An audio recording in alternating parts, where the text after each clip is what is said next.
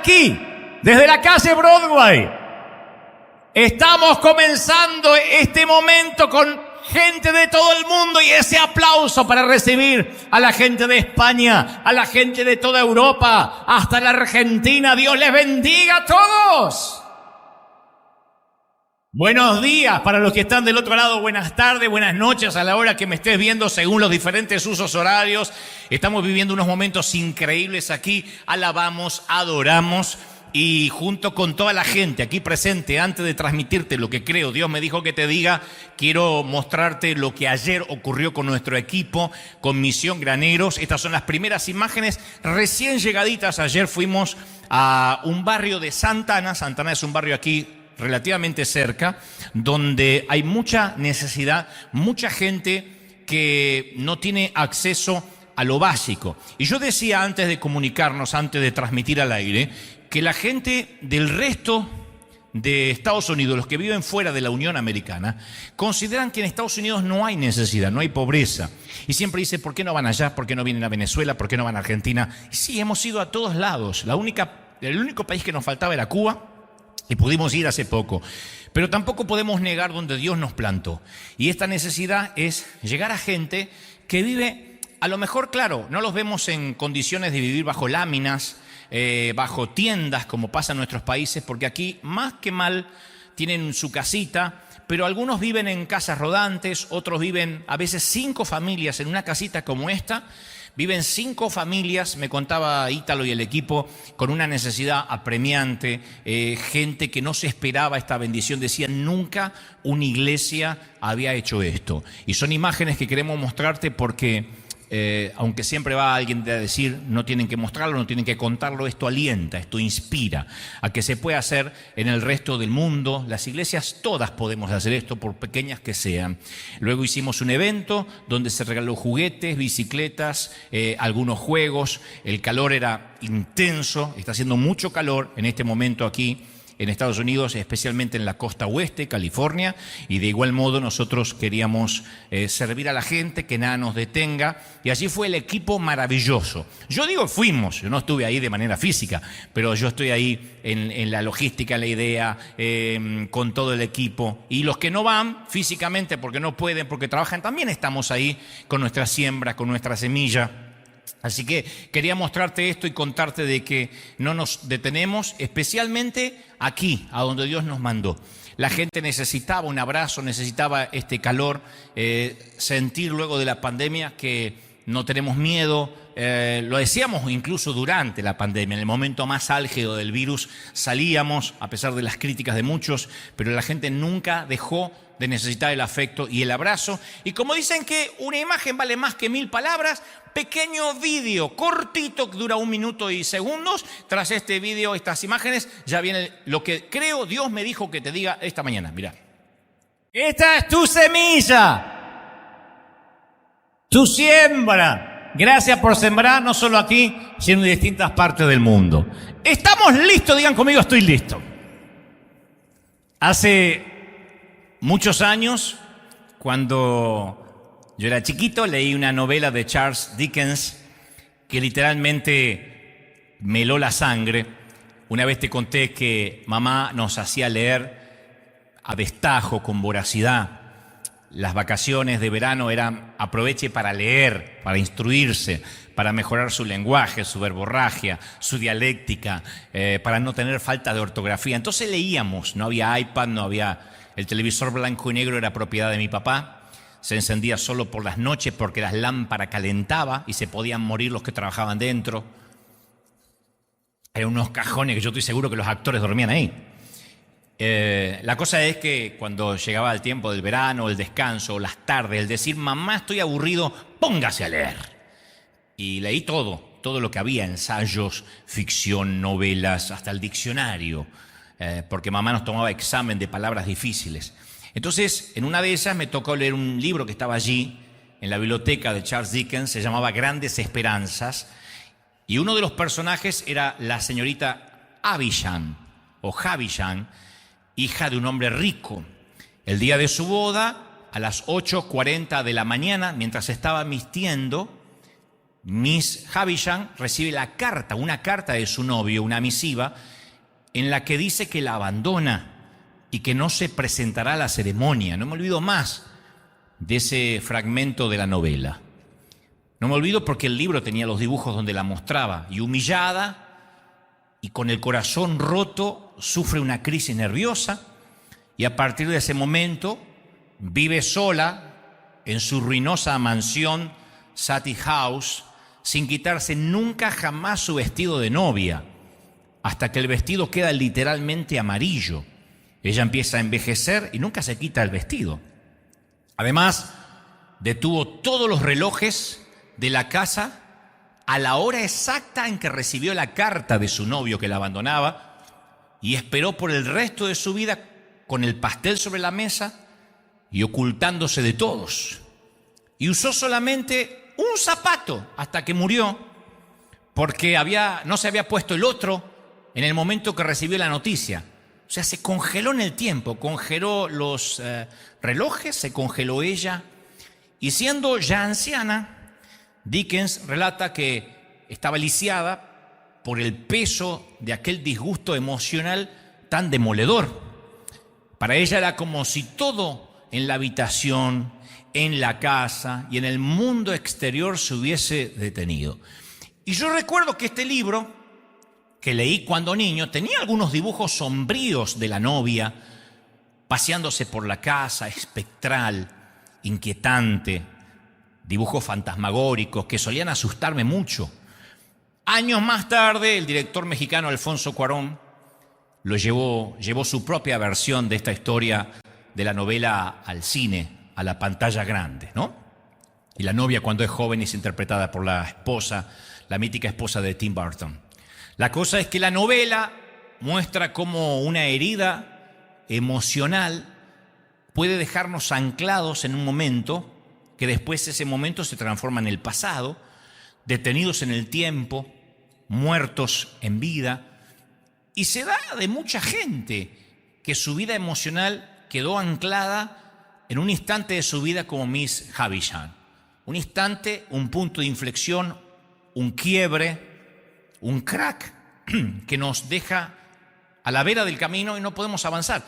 Por eso yo estoy muy convencido, y cada vez más, a medida que pasan los años, que la espiritualidad, sin una verdadera integración de la salud emocional, puede ser fatal para nosotros mismos. Puede ser fatal para nuestra relación con Dios, para nuestra relación con los demás. Muy pocas personas, mirá lo que voy a confesar, muy pocas personas estamos emocionalmente maduras, enteras, cuando dejamos la familia de la cual provenimos. Y yo en mis primeros años de ministerio creía que con aceptar a Cristo, y lo he dicho muchas veces aquí, yo pensaba que con aceptar a Cristo ya era suficiente para terminar con cualquier maldición emocional del pasado. Yo no pensaba en cómo la familia, que yo había dejado tiempo atrás, y yo la dejé aproximadamente cuando tenía 19, 20 años, yo no pensé cómo la familia podía continuar influyendo en mi formación. Yo pensé que uno la dejaba atrás y se acabó, uno hace su vida. Que técnicamente es así, pero cargamos el bagaje emocional. Dios me fue enseñando que yo tenía que volver atrás y comprender qué fue lo que pasó en mi vida para que finalmente el pasado comenzara a quedar realmente en el pasado. Tenía que volver atrás y rever qué me pasó, qué me marcó, qué me influenció, para, insisto, que el pasado quede en el pasado, que no me pasara como la novia de la novela. Yo estoy consciente que cuando llegamos a la fe de Jesucristo, nacemos de nuevo según el lenguaje contundente de la Biblia. Somos nueva criatura. ¿Lo creemos, sí o no? Somos nueva criatura. Ahora, y el apóstol Pablo incluso lo describe de esta manera. En 2 Corintios 5, 17, él dice: lo viejo ha pasado, he aquí ha llegado lo nuevo. Que no es lo mismo que los viejos han pasado, Lo viejo ha pasado. He aquí ha llegado lo nuevo. Pero a veces este versículo o estos versículos se interpretan mal. Porque cuando llegamos a Jesús, lo que desaparecen son nuestros pecados. Porque recibimos un nuevo nombre, recibimos una nueva identidad, un futuro nuevo, El Dios Santo ya no es nuestro juez, sino que se transforma en nuestro Padre amoroso a través de la gracia de Jesucristo. Esas son las buenas nuevas del Evangelio. ¿Las recibimos alguna vez, sí o no? Es maravilloso. Pero esto no significa que nuestra vida, o la vida que fue en nuestro pasado, va a dejar de influir en nosotros de diferentes maneras. Entonces, por años, casi erróneamente, porque había yo aceptado a Jesús, yo pensaba que mi antigua vida ya no estaba dentro de mí, que eso quedó atrás. Yo pensé muchas veces que ingenuamente pensé que yo era libre completamente. Dije, acepté a Cristo, pasé por las aguas del bautismo, mi vida vieja quedó atrás. Lo que yo no lograba entender es que el pecado quedó atrás, pero lo que yo era estaba dentro de mí. El trabajo de crecer en Cristo todos los días nos exige que volvamos al pasado, especialmente para librarnos de algunas conductas enfermas, destructivas.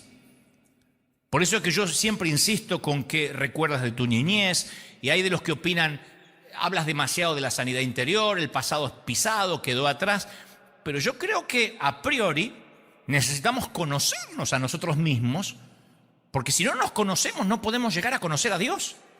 El apóstol Pablo lo expresó de la siguiente manera en Efesios 4:22. Él dijo, deben quitarse el ropaje de la vieja naturaleza creada a imagen de Dios en verdad, para ponerse la nueva ropa creada a imagen de Dios en verdadera justicia y santidad. Quieres ponerte la nueva ropa, pero tienes que quitarte el viejo ropaje.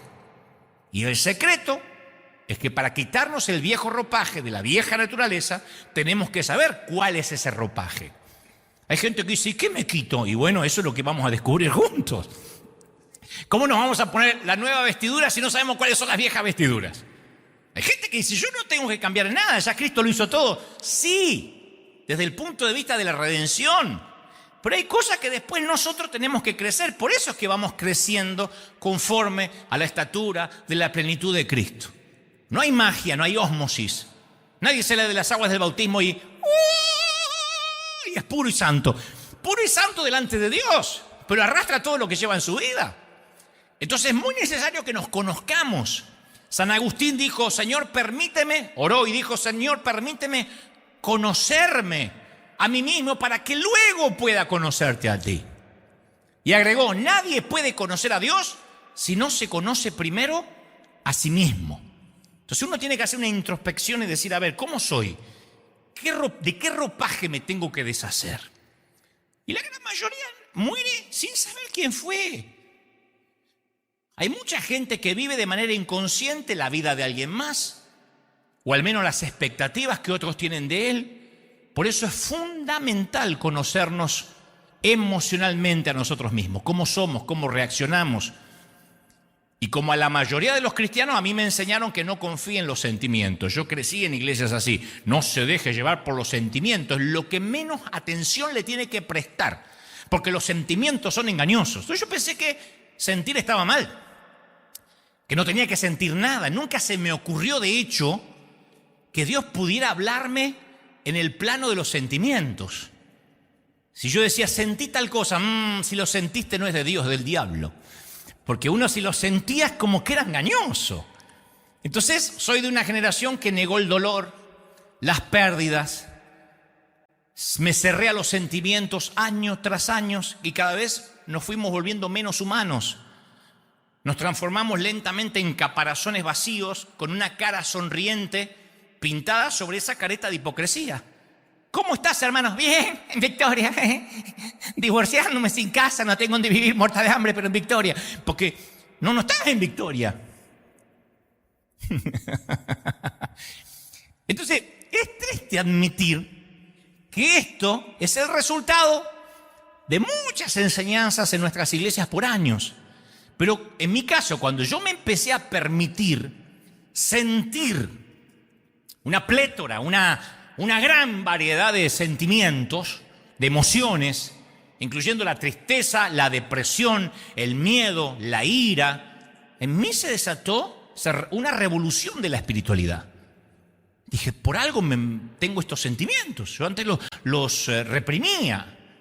Yo entendí que el hecho de no reconocer los sentimientos en nuestra vida nos mantiene en esclavitud, porque vivimos una constante hipocresía, aún con nosotros mismos. Pero por años solo le agregamos en la iglesia una capa protectora para que la gente no crezca emocionalmente, no confiese tal cosa, no llore. ¿Cómo no va a llorar si viene del panteón? Bueno, a menos que haya enterrado a la suegra, si no, viene llorando. Y por eso hay gente que se enoja y dice, ¿por qué la menciona siempre? Porque si fueran buenas, Dios tendría una. Piénsenlo. Ahora, son muy pocos los cristianos que logran madurar emocionalmente. En muchas de nuestras congregaciones la gente parece que ha crecido. Parece.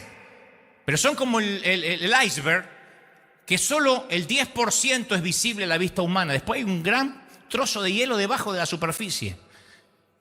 Bueno, y eso que se ve, de muchos cristianos, ese 10% que se ve, representa los cambios visibles que realizamos, que podemos y que ven los demás. Llegamos a Cristo y, verdad, nos volvemos personas más amables, más respetuosas. Vamos a la iglesia, venimos a la iglesia, participamos con regularidad, adoramos, ordenamos un poquito la vida, dejamos el alcohol, las drogas, el lenguaje grosero, las conductas ilícitas, pero las raíces de quienes somos a veces siguen inalteradas, porque no hay cambio en la madurez emocional de mucha gente. Técnicamente hay gente que sí es cristiana. Dice, ¿cómo no voy a ser cristiano? Hace 30 años me congrego, diezmo, ofrendo, sirvo al Señor. Sí, pero emocionalmente es inmadura. Hay mucha gente que no posee una espiritualidad emocionalmente sana. Si uno conoce a alguien con discapacidad mental o que es minusválido, la falta de desarrollo mental o físico a veces por lo general es evidente. Por ejemplo, siempre se nota a un niño autista en un patio de juego lleno de gente porque está solo, sin interactuar con el resto de los niños. Sin embargo, el subdesarrollo emocional no se evidencia cuando conocemos a un cristiano por primera vez. Uno mira así y dice, bueno, están todos maduros, todos llenos del Señor, todos cantaron, todos adoraron. Sí, no se evidencia de manera física, explícita. Pero sin embargo hay mucha gente que no ha podido madurar, lleva años y no ha podido madurar, no ha podido despegarse del pasado. Pero antes de transmitirte lo medular de este mensaje, lo importante, no digo que esto no lo sea, pero antes de, nada más estoy poniendo las bases para construir lo que quiero tratar de enseñar de parte del Señor. Antes de seguir con la construcción de este mensaje, yo quiero dejar en claro esto de las emociones, porque uno dice, ¿de qué estás hablando? Las Escrituras muestran a un Dios como un ser emocional que siente, un ser personal. Dios no es un ente, Dios no es una cosa, ni un viejo barbudo, ni alguien parecido a Santa Claus. Como nosotros fuimos creados a su imagen, fuimos diseñados con el don de sentir y de experimentar emociones. No está mal. En la iglesia siempre se nos dijo, si te emocionas, eso no es de Dios. Esa música emociona. Tocan el órgano y eso toca los sentimientos. ¿Y? Los sentimientos no es algo que vino Satanás y los puso a último momento, los diseñó Dios. Génesis 1:25 dice, y Dios, después de hacer la creación, consideró que era bueno, muy bueno. En otras palabras, Dios se sintió deleitado, lleno de placer cuando nos vio a nosotros. Cuando creó al hombre y a la mujer, dijo, qué bueno. Génesis 6:5 dice, el Señor se arrepintió después de haber hecho el ser humano en la tierra y le dolió en el corazón. Noten las palabras, no son metáforas ni licencias poéticas, le dolió. Uno piensa, no, a Dios no le duele nada porque es Dios, le dolió. Éxodo 20:5 dice, yo, el Señor tu Dios, soy un Dios celoso. Vieron que alguno dice, yo no tengo celos, gracias a Dios no tengo celos, excepto de esa rubia platinada, pero después no tengo celo de nadie. Dios dice, yo soy un Dios celoso. Isaías 42:14 dice, por mucho tiempo he guardado silencio, he estado callado y me he contenido, dice el Señor. Pero ahora voy a gritar como parturienta, voy a resollar y jadear al mismo tiempo. Dios dice, voy a gritar. Alguna mamá dirá, qué bueno, yo también grito en casa, Dios también. Jeremías 30:24 dice: la ardiente ira del Señor no pasará hasta que haya realizado todos los propósitos de su corazón. Se aira. Oseas 11:8: ¿cómo podría abandonarte, Israel? Dentro de mí el corazón me da vuelcos y se me conmueven las entrañas. ¿Has estado alguna vez tan enamorado que se te conmovieron las entrañas? No el estómago, eso es indigestión, las entrañas. Mateo 26:7: es tal la angustia que me invade, palabras de Jesús, que me siento morir. Jesús también no quería levantarse de la cama, quería quedarse ahí en el huerto y no levantarse, no despertarse más.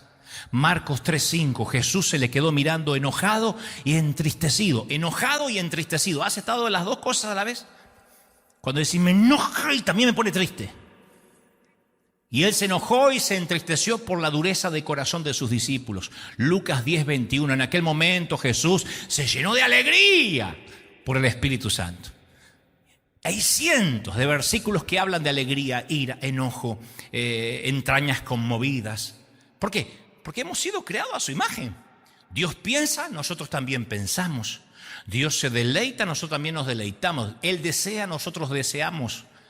Fuimos creados a semejanza de Dios. ¿Hasta ahí estamos bien, sí o no? Parte de la similitud es la virtud de sentir. Está bien que sintamos. Hasta que sintamos tristeza, está bien. Sin embargo, el problema es que a veces no podemos reflexionar de lo que sentimos porque no conocemos los sentimientos que tenemos. Nunca nos miramos al espejo y decimos, a ver, ¿cómo soy yo emocionalmente? No espiritualmente, emocionalmente. Algunos son un cóctel de emociones. Otros parece que no sienten nada, pero tienen emociones también. Hasta nuestros cuerpos fueron diseñados por Dios para responder fisiológicamente a las emociones. Se llama somatizar. Dios diseñó los cuerpos y a veces Dios nos habla a través de un problema estomacal, a través de una tensión muscular, unos mareos. Dios nos habla a través de la liberación de adrenalina en la corriente sanguínea, hasta un repentino aumento del ritmo cardíaco. Dios dice, ¡hey, cabezón! Dios a veces grita a través de nuestro propio cuerpo, haciendo que somaticemos para decirnos, tienes un problema emocional. Tienes un enemigo silencioso llamado estrés y está repercutiendo en tu salud. Pero nosotros siempre queremos un mensaje más espiritual, que un profeta nos hable. Dios dice, ¿más qué profeta? Te voy a parar el corazón un ratito para que sientas que te estoy hablando.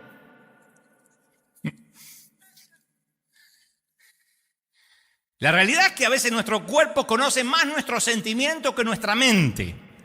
Y nosotros queremos un mensaje más espiritual y Dios nos habla a través de nuestro cuerpo, de nuestra salud. ¿Por qué? Porque somos seres emocionales, así Dios nos creó. ¿Hasta ahí me siguen, sí o no? Y durante años yo ignoré, insisto, el componente emocional en mi relación con Dios. Yo decía, si Dios me va a hablar de un modo espiritual, insisto, a través de un pastor, un profeta, una canción. Y decía, Dios no me va a hablar por las emociones. De hecho, no tenía ni el vocabulario, ni la teología, ni la formación necesaria que me ayude en este aspecto de las emociones. Y hoy hay muchos cristianos que son así. No importa cuántos años lleves en la iglesia, 1 o 30. Hay miles de anémicos emocionales. La crisis más seria que está padeciendo actualmente el cuerpo de Cristo, el pueblo cristiano, es la crisis de desarrollo emocional. Una niñez crónica. Y esta crisis delata que la mayoría de los miembros de nuestras iglesias son inmaduros. Hay un montón de gente que no ha crecido espiritualmente, lo mostró la pandemia. Gente que aprovechó la pandemia, se mandó a mudar y no se congregó más. Antes se había congregado 20 años.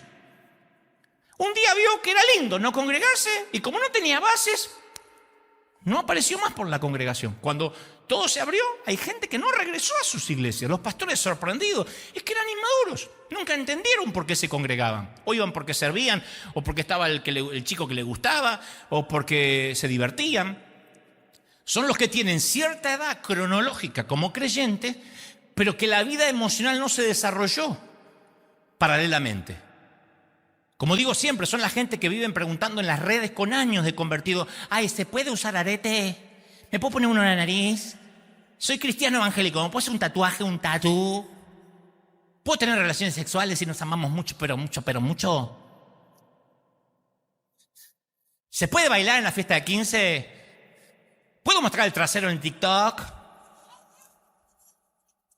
La pregunta es, ¿qué se puede hacer y qué no se puede hacer en este club? ¿Qué tan lejos puedo llegar sin meterme en líos con Dios? Dígame qué tan lejos puedo llegar porque hasta ahí voy a llegar. Eso habla de inmadurez emocional. Gente que no sabe ni por qué va a la iglesia. Si está preguntando qué podés y qué no podés hacer, ni entendiste por qué venís a la iglesia y por qué tenés a Cristo en el corazón. Es como casarse y decir qué puedo y qué no puedo hacer. ¿Cuántas amantes se me permiten? O sea, no entendiste. Y los síntomas de esa anemia espiritual es la capacidad en el entendimiento. Ustedes lo van a ver, como le dijo el escritor a los hebreos, después de todas estas enseñanzas, domingo tras domingo, ustedes continúan siendo tardos para oír, retardados para oír. Siempre están atados, hay gente que siempre está atada por el mismo pecado a través de los años, siempre está luchando recurrentemente con lo mismo, nunca madura. Son los que si no se le predica por enésima vez acerca de dar y sembrar, a la semana son egoístas y tacaños otra vez. Dan el diezmo y dan la ofrenda la semana que se habló de eso. Después vuelve a cerrar la mano. Porque emocionalmente es inmaduro. Si no se le predica por 50ª vez acerca de la puntualidad, vuelve a llegar tarde. Porque hay que decirle todos los días, todos los días. ¿Cuántas veces uno tiene que decirle a un hijo, cámbiate el calzón, lávate los dientes, prepara la cama, mientras que es chiquito? Si se lo tiene que decir, cámbiate el calzón a tu hijo de 40, tienes un problema serio. Otro síntoma es la incapacidad de transferir vida. Si uno es niño, los órganos no pueden reproducir. Entonces, por más buena doctrina que tenga la iglesia y por más que aleguen tener santidad, si una iglesia no crece, es porque es un ejército de retardados espirituales. Porque no pueden procrear.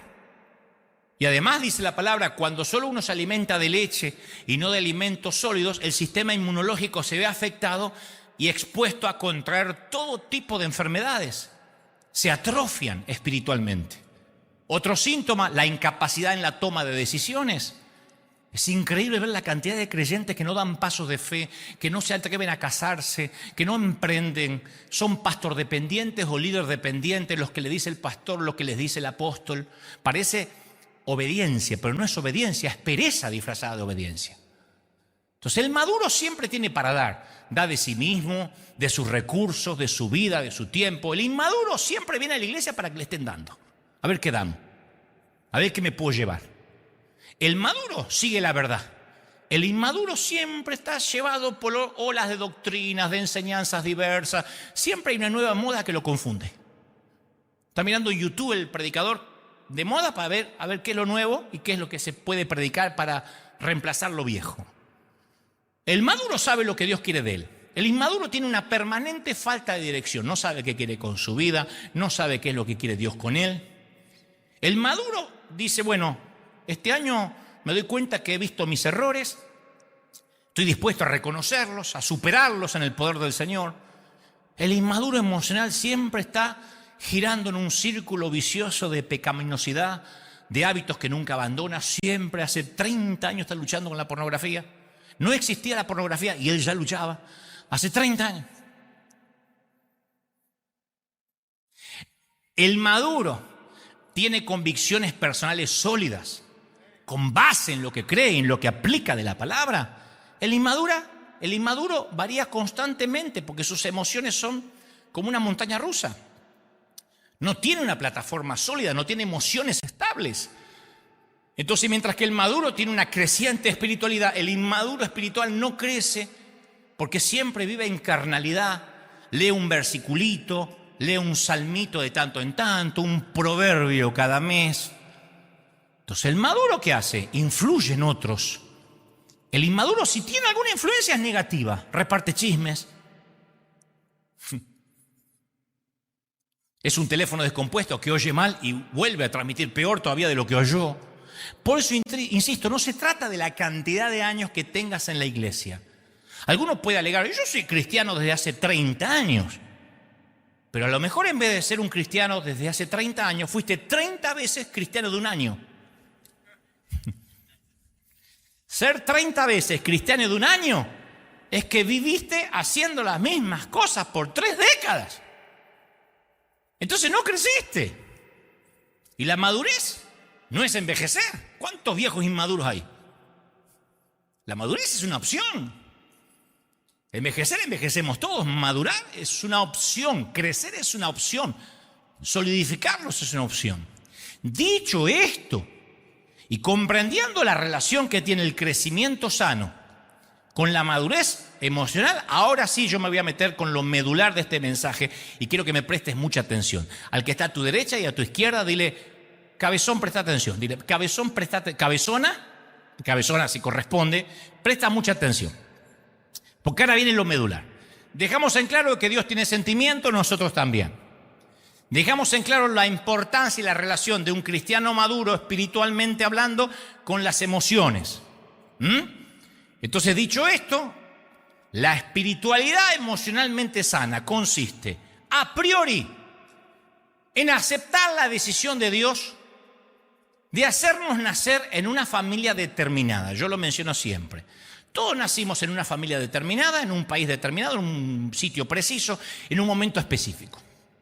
Esa condición de haber nacido ahí nos dio algunas oportunidades, algunos dones, y también nos otorgó, sí o sí, no hay aquí quien pueda decir a mí no, sí o sí, una cantidad de equipaje emocional en nuestro caminar por la vida. Eso lo heredamos desde niños donde hayamos nacido. Un hogar funcional o un orfanato. Esa carga emocional para algunos fue mínima, para otros nos resultó pesadísima. De hecho, ciertas personas están tan acostumbradas a caminar con mucho exceso de peso emocional que no se imaginan la vida de otra manera. Pero todos cargamos con una mochila emocional. Y la espiritualidad verdadera nos libera para vivir el presente con libertad. Sin embargo, vuelvo a lo que dije al principio, exige que retrocedamos para que a partir de retroceder y ver qué nos pasó, qué heredamos, podamos avanzar y no repetir el pasado, no quedar como la novia de la novela de Dickens, estancados en el pasado. Por ejemplo, yo conozco a muchas parejas comprometidas, cristianas, piadosas, que si les preguntaran, ¿encuentran algo en común entre el matrimonio que ustedes tienen con el matrimonio de vuestros padres? Al principio me dirían no. Yo te aseguro que los pongo a pensar y se asombraría de la cantidad de similitudes que están repitiendo. Dios los hizo nacer de nuevo, pero han repetido decenas de patrones de sus progenitores, incluso aquellos patrones que les disgustaban, que dijeron, nunca voy a hacer eso cuando tenga hijos.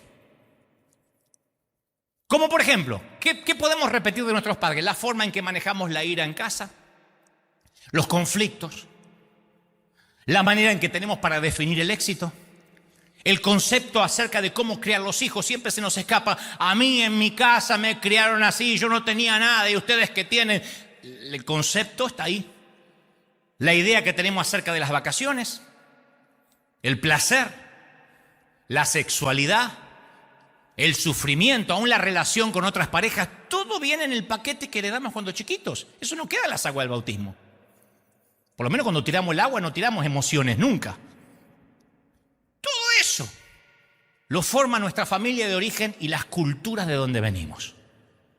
Las bendiciones y los pecados de 2 y hasta 3 generaciones pasadas en la familia a veces tienen un impacto en quienes somos hoy en el presente.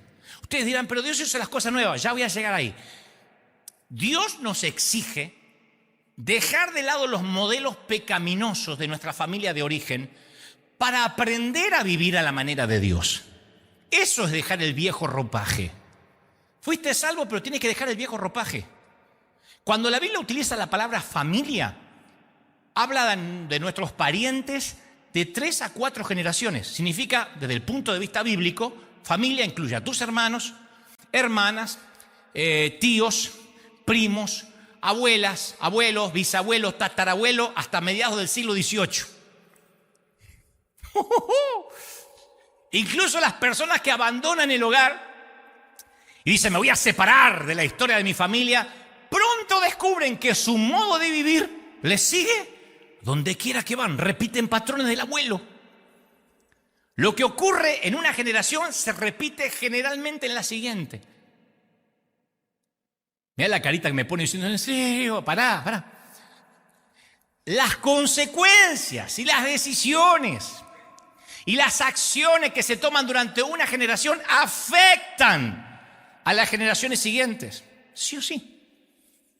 Por este motivo es común observar cómo ciertas conductas se repiten en un apellido, en una familia, el divorcio, por ejemplo, el alcoholismo, las conductas adictivas, el abuso sexual, los malos matrimonios, los hijos rebeldes, la desconfianza a la autoridad, los embarazos fuera del matrimonio, la imposibilidad de mantener relaciones estables.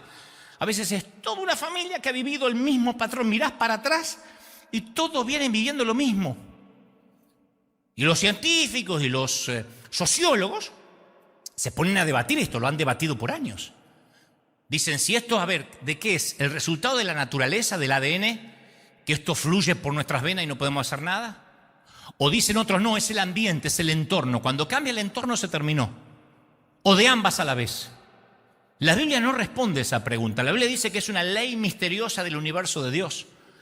Dios, al dar los 10 mandamientos, conectó esta realidad con su propia naturaleza. En Éxodo 24, Él dice, no te hagas ningún ídolo. Yo, el Señor tu Dios, soy un Dios celoso. Cuando los padres malvados me odian, yo castigo a sus hijos hasta la 3ª y 4ª generación. Cuando cumplen mis mandamientos, yo les muestro mi amor por 1000 generaciones. El mismo Dios. Esa misma verdad repitió Dios cuando Moisés le pidió ver su gloria. En Éxodo 34:6, dijo, pasando delante de él, proclamó, oh Señor, clemente y compasivo, lento para la ira y grande en amor y fidelidad, pero que no deja sin castigo al culpable, sino que castiga la maldad de los padres en los hijos y en los nietos hasta la 3ª y 4ª generación. Cuando David asesinó a Urías para casarse con su esposa Betsabé, Dios proclamó en 2 de Samuel 12:10, por eso la espada jamás se apartará de tu familia, porque me despreciaste al tomar la esposa de Urías, elitita, para hacerla tu mujer. Entonces vamos a ver en la Biblia, ya voy a llegar al Nuevo Testamento, pero vamos a ver en la Biblia que la tensión familiar, la rivalidad entre hermanos, la disputa que marcaron a los padres se pasa a los hijos, a los nietos y a los bisnietos. Que los modelos de familia del pasado se reproducen en nuestras relaciones presentes sin que nos demos cuenta, a menos que nos quitemos el ropaje. A veces parecemos que funcionamos por nuestra cuenta. No, yo soy muy distinto a mi mamá. Pero somos jugadores en un tablero, en un sistema familiar que, como dice la Biblia, se remonta 3 o 4 décadas hacia atrás. Y no nos es posible borrar los efectos negativos de nuestra historia familiar. No podemos sepultarla porque vive en nuestro interior. Y el precio que pagamos por no volver al pasado y ver qué es lo que hay que cambiar es muy alto. Solo la verdad nos hará libres. ¿Alguien puede decir amén, sí o no? Solo la verdad. Por esa razón Jesús dijo en Mateo 10:37, el que ama a su padre o a su madre o hermana o hermano. Esa frase tan chocante de Jesús si uno no la entiende en contexto. El que ama a padre, madre, hermano o hermana más que a mí. Está diciendo el que está atado a la cultura, a las tradiciones enfermas, a la familia más que a mí, no puede ser mi discípulo. Porque él sabía que nuestras familias son imperfectas y que están dañadas la mayoría debido al pecado. Y cualquiera que sea nuestra cultura, cualquiera que sea nuestro origen, nuestra educación, nuestra clase social, el sistema de creencias que heredamos, que absorbemos en nuestra infancia, tienen una gran influencia en cómo nos comportamos hasta hoy. Sistema de creencias Génesis relata cómo funciona esta verdad con los pecados y las bendiciones de generación en generación. Por un lado, Dios bendice a Abraham y esa bendición pasa a su hijo Isaac, a su nieto Jacob y a José, los bisnietos, José y sus hermanos. Pero al mismo tiempo hay un pecado que se transmite de generación en generación, demostrando que se hereda más de lo que se aprende. Por ejemplo, la mentira en una familia. ¿Conociste familia que todo es mentira? No digan amén, pero hagan así con la cabecita porque por ahí te están mirando en casa. Donde la mentira fluye como la basura en un río contaminado. Abraham mintió 2 veces sobre Sara y la mentira se instaló en la familia. El matrimonio de su hijo Isaac y Rebeca estuvo caracterizado por las mentiras. A su vez, el hijo Jacob les mintió a todos. Su nombre significa impostor. 10 de los hijos de Jacob, estamos hablando de los bisnietos, mintieron acerca de la muerte de José, fingieron un funeral y mantuvieron la mentira por más de una década. La mentira fluyendo en una familia. Hay gente que todos mienten, el abuelo mentía, el abuelo mentía y todos mienten. La respuesta inmediata es la mentira. Otro ejemplo, favoritismo en los padres en una familia. ¿Conoces una familia que los hijos tienen favoritos? ¿Que los padres tienen favoritos? Oh, vinieron justo todos los santos de Suiza hoy. Abraham prefería a Ismael, Isaac prefería a Esaú, Jacob prefería a José y después a Benjamín. La preferencia se trasladó de padre a hijo a nietos. Otro ejemplo, hermanos que viven en conflicto. ¿Conocen familias donde los hermanos viven peleando? Ay, por fin llegaron los pecadores, gloria. Se fueron los otros, le cuento a la gente, vinieron los nuevos ahora. Isaac e Ismael, los hijos de Abraham, separados. Después Jacob huyó de su hermano Esaú, separado durante años. Después el hijo de Jacob, José, separado de sus hermanos, de sus 10 hermanos por más de una década. Otro ejemplo, problemas matrimoniales. Abraham tuvo un hijo extramatrimonial con Agar. Su hijo Isaac tuvo una relación mala con Rebeca, malísima. Jacob tuvo 2 esposas y 2 concubinas, 4 suegras. Satanás. Entonces a menudo, subestimamos la huella profunda e inconsciente que deja nuestra familia en nosotros. De hecho, cuando crecemos nos damos cuenta de lo intensa que es esa influencia. Los miembros de nuestra familia, sobre todo aquellos que nos criaron en nuestra infancia, imprimieron en nosotros determinadas maneras de pensar ante la vida. Y estos modelos de comportamiento operan bajo lo que yo llamo un sistema operativo de creencias. Ante cualquier situación vas a reaccionar de una manera diferente a la que yo reacciono, porque nos criamos con padres distintos, culturas distintas. Y algunas de esas creencias son claras, son explícitas. La mayoría son implícitas. Están conectados a nuestro cerebro, a nuestro ADN. Tanto que a veces no diferenciamos nuestro sistema de creencias con lo que Dios quiere de nosotros. Y llevamos esa vida a nuestra vida, a lo que aprendimos de niño a nuestra vida de adultos. Y es muy alto el precio que se paga, mis queridos, cuando ignoramos el impacto de nuestro pasado en nuestra vida presente. Y el deseo de Dios es que dejemos atrás lo malo de la familia, como los israelitas tenían que dejar Egipto. Que aunque abandonaron físicamente Egipto, tenían una gran porción de la cultura, del sistema de creencias egipcio que permaneció en ellos. De la misma manera, tenemos que tomar la decisión de convertirnos en seguidores de Cristo y sin embargo seguir los pasos de Cristo, la nueva familia, y dejar el sistema de creencias que asimilamos de Egipto, de nuestra familia de origen, si es que eso se opone a Dios. El problema principal es ese, cuando los principios invisibles internos de nuestra familia son antagónicos a lo que Dios quiere. Te llenaron de miedo. ¿Cómo vas a vivir en fe? Viviste en una casa donde la enfermedad era la plática de todos los días. ¿Cómo vas a vivir en sanidad? Y cuando ese sistema de creencias está tan arraigado en nosotros, nos cuesta obedecer a la voz de Dios. Y ahí es cuando nos volvemos emocionalmente anémicos, raquíticos. La gran noticia del cristianismo es que nuestra familia biológica de origen no determina nuestro futuro. La gran noticia es que Dios determina qué va a pasar con nuestro futuro. Nosotros somos los que no queremos dejar el ropaje. Pero las palabras más significativas del Nuevo Testamento es que tenemos la adopción en la familia de Dios. ¿Alguien fue adoptado por Dios, sí o no? Una nueva familia. Ese es un cambio así, radical. Dios se convierte en nuestro Padre. Alguien tiene que decir amén. Nuestras deudas, nuestros pecados son cancelados. Dice la palabra, recibimos un nuevo nombre, una nueva identidad, libertad, esperanza, gloria, recursos del cielo, nuevos hermanos en Cristo. Por ahí no son mejores que los que tenía, pero mira, nuevos hermanos en Cristo. La madre y los hermanos de Jesús llegan a un lugar donde Jesús está enseñando y le mandan a pedir que salga. Y Marcos 3:33 relata el incidente. Dice, Jesús le dijo a la multitud que estaba sentada a sus pies, ¿quiénes son mi madre y mis hermanos?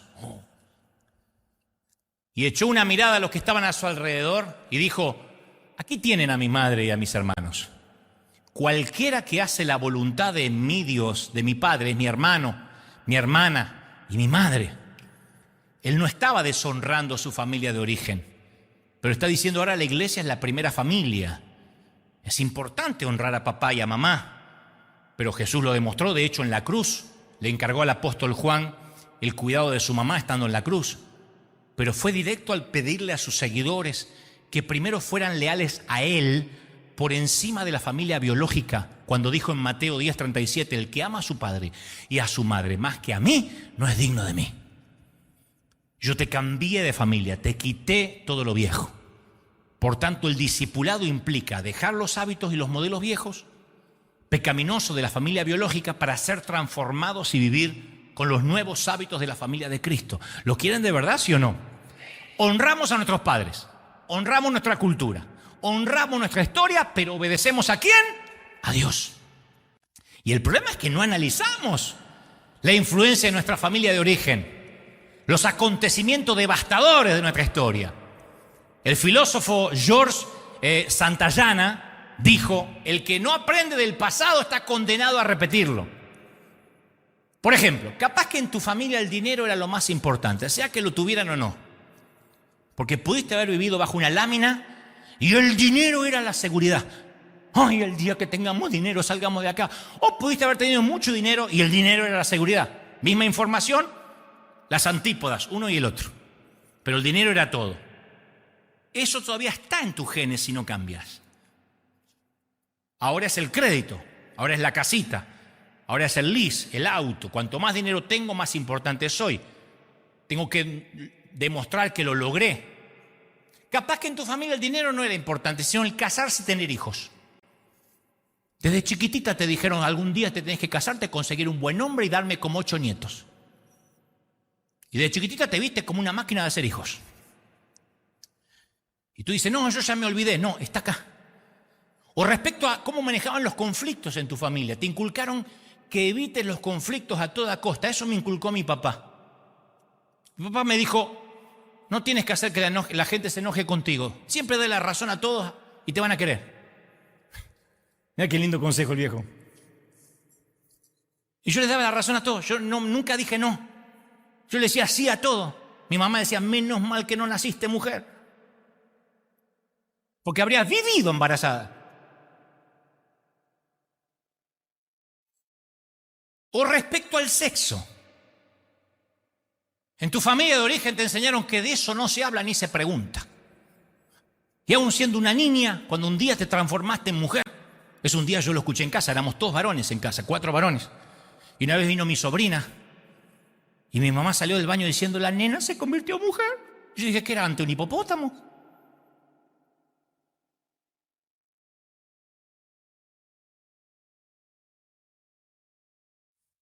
Así que yo entré al baño rápido, digo, a ver si salgo convertido en hombre. Pero no se hablaba. El sexo quizá en tu familia de origen es eso que se hace a oscura, de noche, y que las parejas decentes no hablan durante el día. Aunque no sean felices, no se habla. Es algo que pasa rápido, minuto y medio. Con previa y todo, si hay suerte. O te dijeron que los hombres pueden ser promiscuos. Y las mujeres tienen que ser castas, que al hombre se le permite, que el hombre promiscuo es un playboy y la mujer promiscua se le dice otra cosa. O que llorar es un signo de debilidad, menos si eres hombre. Y eso corre por tus venas. Jamás quieres mostrar vulnerabilidad, porque te sientes menos macho. Nunca dejes que nadie te haga daño. O te dijeron, está bien explotar de ira, para hacerte entender. Si yo no grito, acá no me entienden, y eso se te quedó. Por eso hoy pasan los años, tienes a Cristo y en tu casa es un griterío, igual que tus padres. O te inculcaron que todo lo que tienes se lo debes a tus padres y tienes una deuda eterna y te mueres de culpa porque la vieja está enferma, porque tuviste que enterrarlo, y vives con una culpa que te la inculcaron de chiquito, eso no se va a las aguas del bautismo. O que los trapos sucios se lavan en casa. Y si ves algo muy feo en la casa, porque eso es la familia, no puedes salir de acá. ¿Y cuánta gente ha vivido abusos emocionales, físicos, sexuales, y se cayó la boca porque los trapos sucios se lavan del portón para adentro? ¿O te inculcaron un racismo disimulado que arrastras hasta hoy? Júntate con gente como tú. Jamás se te ocurra casarte con una persona de otra raza, otra cultura. Trata de vivir en un barrio con gente de tu mismo nivel. Hay otras razas que no son tan buenas como la nuestra. Y eso está metido en nuestras venas. Quizá hay un mensaje subyacente en el cual para ser amados tenemos que hacer algo. Todo eso impactó e impacta nuestra autoestima. Pero somos adoptados por la familia de Dios y Dios dice, te voy a contar lo que es el éxito. Ni el dinero, ni el tener, ni la raza. El éxito es hacer la voluntad de Dios. Dios dice, quiero que busques mi reino y todo lo demás vendrá por añadidura. Y nos indica que en Cristo somos dignos de su amor y no hay que hacer nada para ganarnos su amor. Cambia la familia. Alguien tiene que decir amén, ¿sí o no? Pero lo triste es que cuando miramos debajo de la superficie de nuestra vida, no estamos haciendo fundamentalmente nada diferente a lo que hacía nuestra familia de origen. Y Dios tiene la intención de que la iglesia sea un lugar donde podamos adquirir una nueva familia que nos ayude a vivir al estilo de Cristo. Por eso nos congregamos, no para cantar una hora. Dios quiere que este sea el lugar donde nos liberemos, donde vayamos captando una nueva manera de vivir. ¿Y eso qué va a exigir? Que abandonemos nuestras maneras egipcias de vivir. Dios hizo todas las cosas nuevas. El otro día escuchaba a un predicador decir, aquellos que revuelven el pasado no tienen teología sana, porque Dios ya perdonó todo. Sí, hombre, cabezón, sí. Yo no estoy hablando que Dios necesita volver a perdonar nada. Nosotros tenemos que dejar el ropaje viejo. Sino porque Pablo lo diría, dejen el antiguo ropaje. Capaz que ahora estás pensando, ay, mi familia es todo eso que dijiste. Es un desastre. Voy a decirte una palabra que te va a bendecir. Aunque dicen que mal de muchos, consuelo de tontos. Pero todas las familias son un desastre. Todas. Todas están divididas o divididas, o tóxicas, todas tienen un problema, todas. No existen genogramas limpios. No hay nadie que diga, ay, yo nací en una familia perfecta. No, así prefieres recordarla. Pero la mayoría de nuestros padres hizo lo mejor que pudo con lo que heredaron cuando niños. Algunos hicieron limonada con los limones y otros le pasaron los limones a los hijos. Yo no puedo culpar a mis viejos, a mis papás, a mi mamá, por cómo me criaron. Porque cuando me contaban cómo los criaron a ellos, yo era el príncipe de Buckingham. Los reventaban a golpes, los abusaban. Y si yo iba y escarbaba más para atrás,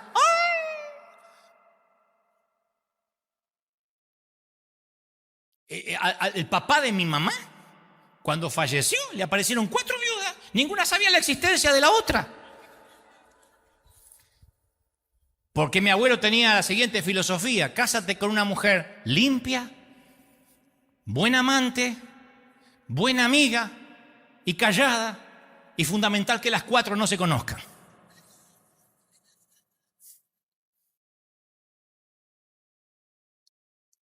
Alguno está notando, te dijo. Y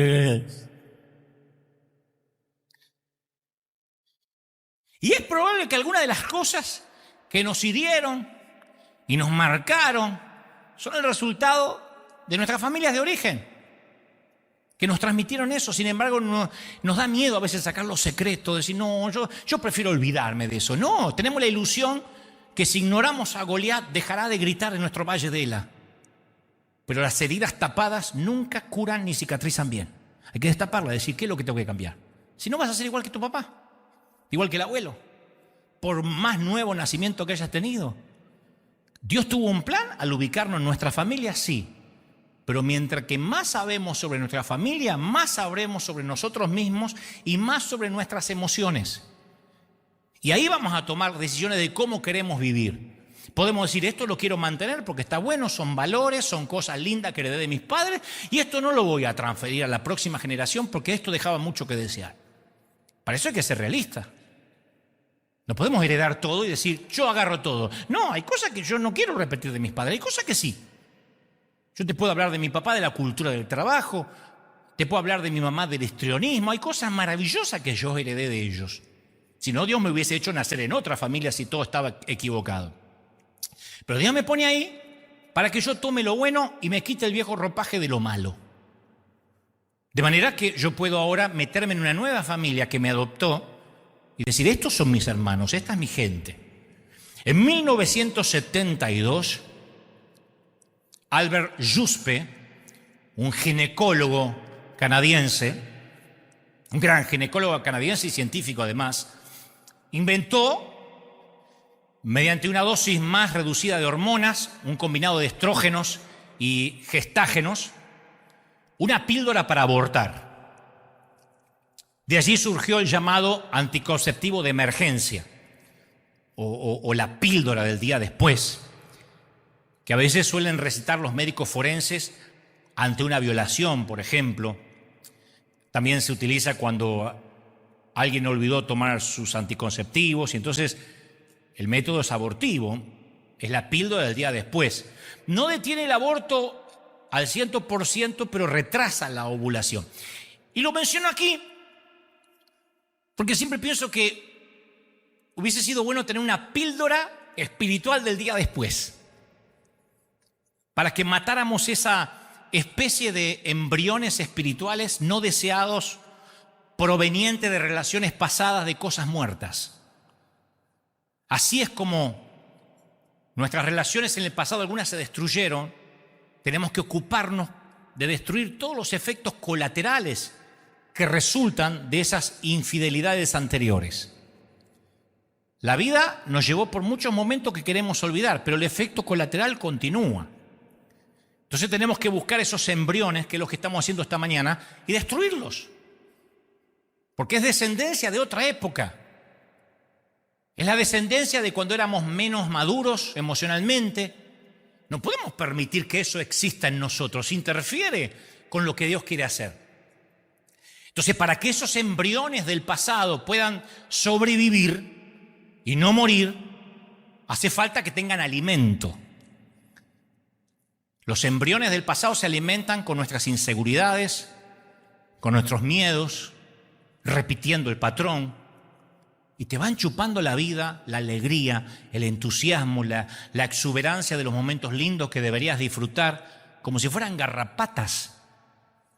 Quizás ya murieron tus padres y los sepultaste, pero si no destruyes, si no sepultas, los residuos de los traumas del pasado se van a aferrar a tus éxitos, van a abortar tus misiones, van a abortar tus metas. Siempre va a haber una mano negra que te tire hacia la tumba, porque se alimentan de lo que pasa por tu mente, por tus pensamientos, se nutren de tus inhibiciones, de lo que heredaste malo. Y cuando caes en la cuenta de que tú eres la fuente de la cual obtienen esos recuerdos leche y alimento, ahí recuperas el control. Alguien me dijo alguna vez, alimenta aquello que quieres que viva y mata de hambre las cosas que quieres que mueran. Alimenta la lujuria y vas a estar atado a la vida licenciosa, a la pornografía. Lo que alimentes va a crecer y se va a hacer fuerte en ti. Alimenta el estudio de la Biblia, lee las Escrituras, canta canciones, adora y te vas a hacer fuerte espiritualmente. Y mata de hambre la lujuria. Lo que te niegues a alimentar eventualmente morirá. Entonces hoy debemos tomar la decisión de matar de hambre y de sed a esas crías de tus miedos de la infancia que gritan, que te atormentan, que te alcanzan.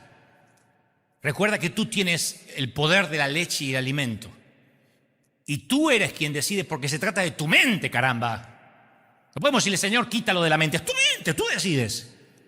Entonces, ¿por qué no pensar en positivo hasta que toda cosa negativa heredada muera, se ponga azul por la asfixia y deje de aferrarse con sus garras a tu nuevo hogar, a tu nueva familia, a tus hijos? Se trata de nuestra mente. Tenemos el poder para decir, basta, se terminó. Yo heredé muchas cosas lindas de los Stokles y los Goebbels y muchas cosas feas las corté. Y cuando parte de mi familia biológica no quiere cortar, con el dolor de mi alma yo tengo que tomar distancia. Se trata de mi salud emocional y espiritual. No te estoy diciendo apártate de la familia. Digo, si te toxifica, toma la decisión. No los estás condenando al infierno, pero a veces el haber nacido en una misma casa necesariamente no te hace hermano. Simplemente la sangre no te hermana, lo dice la Biblia, sino una meta en común. Tener el mismo destino, las mismas actitudes ante la vida. Entonces los pensamientos pútridos son como el hedor que salía de la tumba de Lázaro. Son resultado de nuestra interacción con cosas muertas. Cuando se retira el cadáver, recién el olor se disipa. Y necesitamos de manera urgente, mis queridos, limpiar el aire de nuestra mente. Porque si dejamos que ese horrible olor permanezca, la mente se va a volver desagradable, como si el objeto muerto todavía estuviese ahí. El olor a podrido va a salir. Creo que por eso es que de tanto en tanto un mensaje como este llega, porque elimina los olores, las crías que pudieron haber quedado de las experiencias del pasado. Yo de tanto tengo que desratizar. Tengo que quitar la plaga de mi mente, porque hay cosas que quieren meterse a través de mi flujo sanguíneo. Y los quito como si fueran telarañas y dejo limpio el santuario de mi ser interior. El aborto de un niño biológico está mal. El aborto de la descendencia psicológica es liberación. Yo no hablo de abortar bebés biológicos. Hablo de abortar todo bebé psicológico que esté creciendo en el útero de tu mente. Todo embrión que haya quedado ahí y te esté atando a algo muerto tiene que ser abortado. Y el Señor nos dio poder sobre el enemigo. El poder para abortar esas semillas del fracaso. La palabra aborto es fuerte, pero es efectiva en este caso. Tenemos que decir, se terminó. No cuidarla, matarla de a poquito, terminar con la semilla de la serpiente. Es decir, se terminó. A partir de ahora, de verdad, fui nueva criatura cuando acepté a Cristo, pero ahora yo decido quitarme el viejo ropaje. Así que oficialmente, mis queridos, te voy a recetar la píldora del día después para tus emociones. Así que novia de Cristo, escúchame bien, quítate el vestido de bodas amarillento, abre las ventanas de la vieja casa, pon en hora todos los relojes, bota a la basura el pastel agusanado, ponte el otro zapato y fundamentalmente hazte un favor. Disfruta de haber adoptado una nueva familia y vive una vida nueva.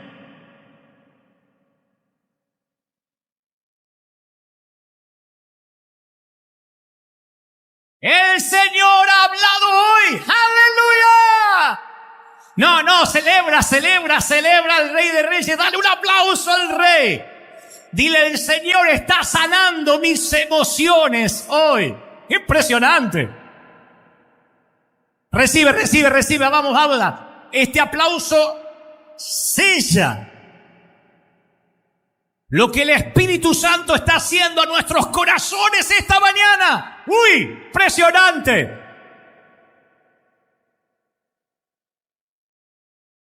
Coloca la mano sobre tu corazón. Primero, la oración que hacemos cada domingo. Di conmigo, Señor Jesús, entra en mi vida. Perdona mis pecados. Perdóname, Señor. Anota mi nombre en el libro de la vida. Hazme una nueva criatura. Quiero empezar otra vez. Gracias por adoptarme en tu familia. Y ahora, por favor, deja la mano ahí. Vamos a orar juntos por nuestras emociones. Vamos a orar por nuestra mente, nuestras emociones. Yo te invito literalmente a tomar la pastilla del día después para abortar todo bebé psicológico. Todo aquello que ha venido creciendo en el útero de tu mente, las inseguridades, la baja estima. Todo eso lo heredaste de mamá, de papá, de las abuelas, del orfanato, del padre adoptivo, del tío. Y eso sí se tiene que cortar, mi querido. Te lo digo por tu bien, se tiene que cortar. Te aseguro que en los Goebbels no hay ningún premio Pulitzer, ni premios Nobel. Ninguno de los Goebbels ha estado en televisión, ni ha inspirado gente. La mayoría fueron borrachos, muriendo de cirrosis. Un querido tío mío hace poco me contaba a su hija que terminó de homeless, de pordiosero, bajo un puente. Esa es mi familia, y la historia de la familia a través de mi madre también. Abandónicos, disfuncionales. Yo tenía todas las fichas para fracasar, pero el Señor me dijo: yo te voy a adoptar. Yo te voy a adoptar, te voy a poner en una familia, pero yo te voy a adoptar. Y vas a tener mi fe, y vas a creerme como un niño. Y el Señor llegó y me adoptó, y yo puedo decir que me siento realmente un hijo de Dios, que me parezco cada vez más a mi Padre Celestial.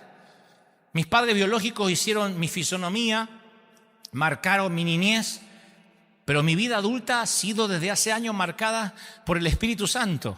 Y eso es lo que quiero para ti, que el Espíritu Santo marque tu vida y que te saque las mañas, que te saque los problemas de carácter, que quite de ti todo lo que no sea puro, lo que no sea de Dios. No importa de dónde viene, dile: Señor, yo corto ahora aquí en casa, oro por los que están en casa ahora de otras partes del mundo, que empiece una nueva etapa. Algunos dirán: en el Nuevo Testamento no hay maldiciones generacionales. Sí, yo lo creo, no las hay. El Señor terminó todo en la cruz. Y es por eso que hoy estoy diciendo: cortemos nosotros esas maldiciones. Los únicos que pueden retener la maldición somos nosotros. Cortemos la mentira en nuestra familia. Cortemos las familias disfuncionales en nuestros apellidos. Cortemos todo lo que viene para destruir, para robar, para matar. Dile: Señor, yo tomo la decisión de ahora de tomar esa pastilla para abortar todo aquello que viene arrastrando en mi pasado.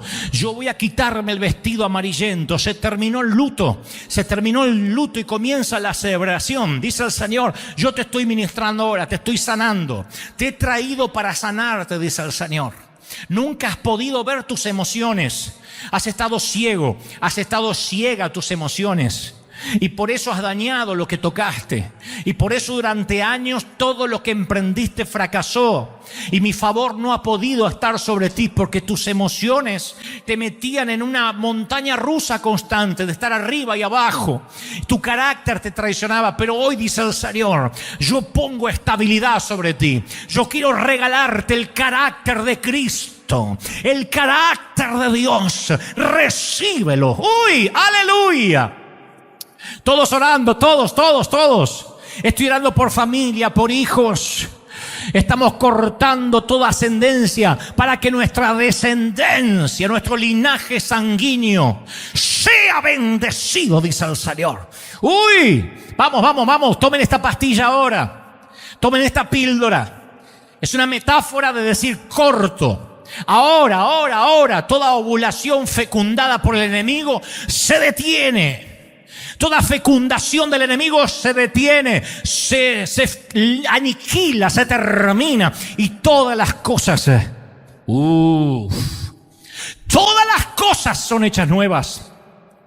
Reciban. Pueden sentirlo. El Señor está tocando ahora desde aquí. Estamos bendiciendo el resto de los países de América Latina. Hay algo que se ha soltado y yo siento que ha traído sanidad, que ha traído liberación, que está trayendo liberación a tu vida. Libera a tus hijos del oprobio. ¡Vamos! Libera a tus nietos. Libera a tus bisnietos.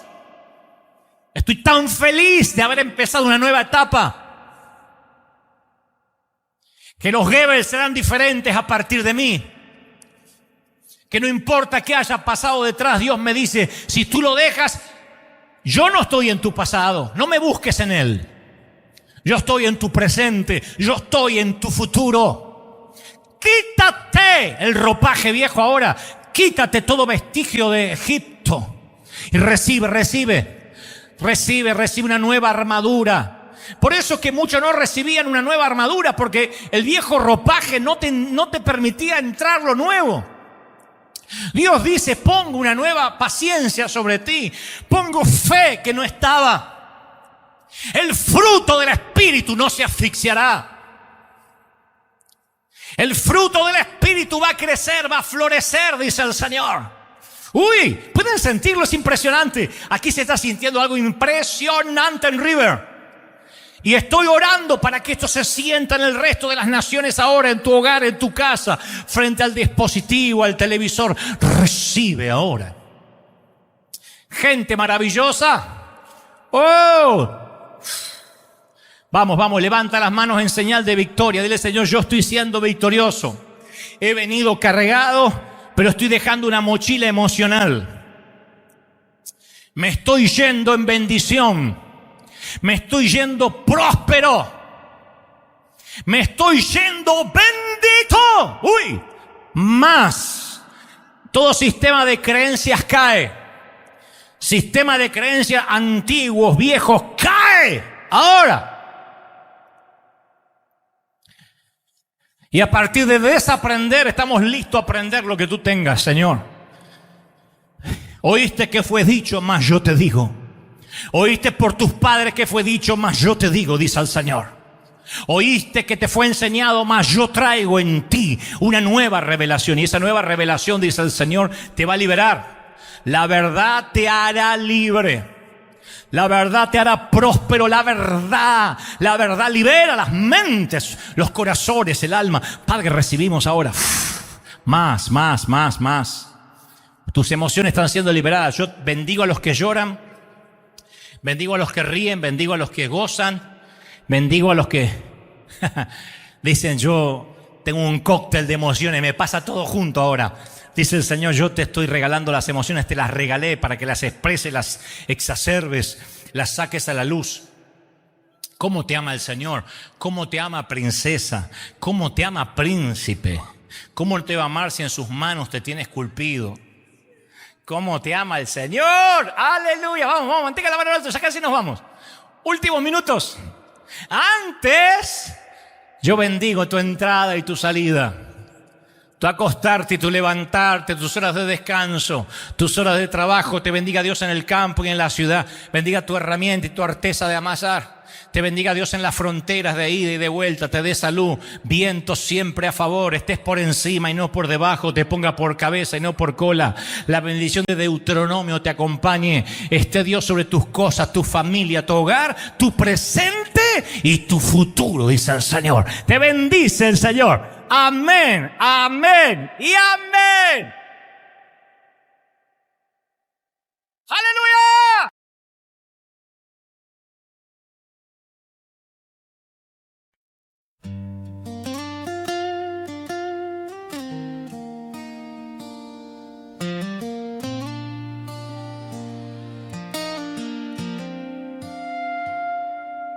Everything I used to live for faded slowly out of sight. Now my days just circle around you like I'm lost without a light. All the noise just turns to silence when your memory comes through. And the world I once was chasing now feels small and shaped like you. My whole world is only you. Every thought keeps breaking through. You're so close inside my mind, but so far in real life. I can feel you everywhere, in the things we never shared. All this love I'm going through never reaches you.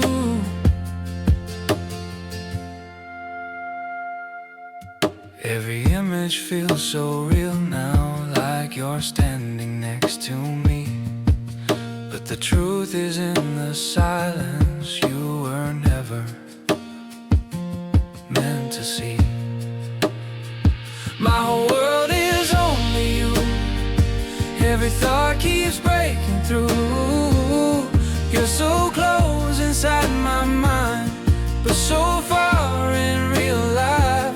I can feel you everywhere, in the things we never shared. All this love I'm going through never reaches you.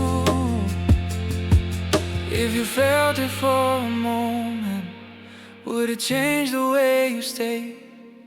Or would I still be the shadow that just fades away?